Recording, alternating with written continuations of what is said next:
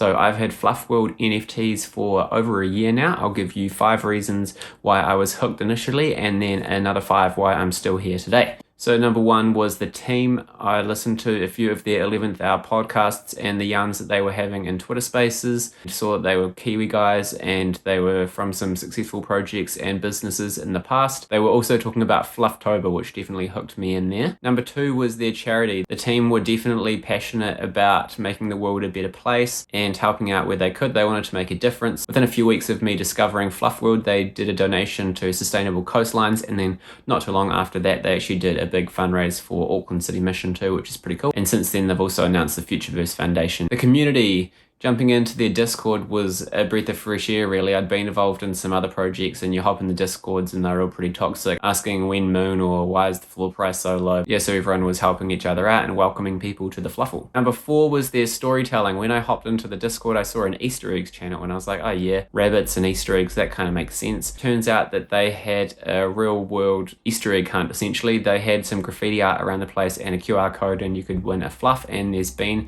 Easter eggs all throughout the last year, different ways you can win prizes. Some of them definitely take you down the rabbit hole. Number 5 of why I was hooked a year ago, the NFT itself. It was 3D, it was moving around, it had music. All of the other NFT projects that I had seen before that were 2D and still images, so yeah, I thought they were definitely a step above. All right, the 5 reasons that I am still here in FLUF World a year later. Number 1 was the same reason that I was hooked initially, was the community. So Max Poker and Somnium Magnus, they're 2 community members who host a weekly Twitter Spaces. There are a whole bunch of different community members who are releasing all sorts of content like Twitter threads, 90-minute videos on YouTube, and big ecosystem maps just to help you understand everything in the ecosystem. I saw a member join the Discord recently and said, what? You've got community members creating content? That's something I haven't seen before. Yeah, that's how passionate the community is, keen to onboard anyone that we can. Number 2 is the ecosystem. It's massive. We've got racing cars and car clubs with Atom Car Club. We've got Altered State Machine with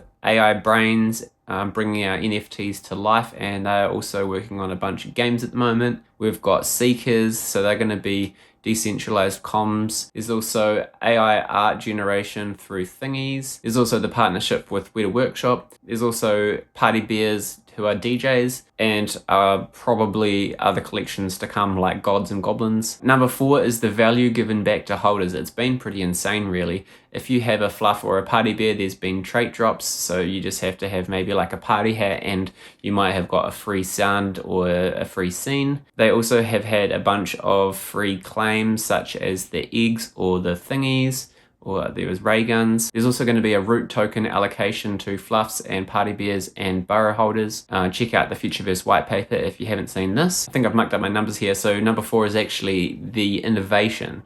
So these guys, the FLUF World collection was the first NFT collection that I was aware of that enabled any sort of customization. So you could change the scene, the background, or the sound with another one from the collection. Each mint that the team's done seems to have just kept getting smoother and better. We've had the Seekers with the 47,000 something NFTs minted. That process was crazy. Then we had the Next Legends mint with dot NFTs with uniqueness down to the gene level. And then they've got a US patent approved called Donuts. I don't know, they just keep blowing our minds with what they've got coming next. And my last point, number 5, is just the team in general. We've got the 3 McDonald brothers. We've got Alex and Jesse and Brooke and Shara.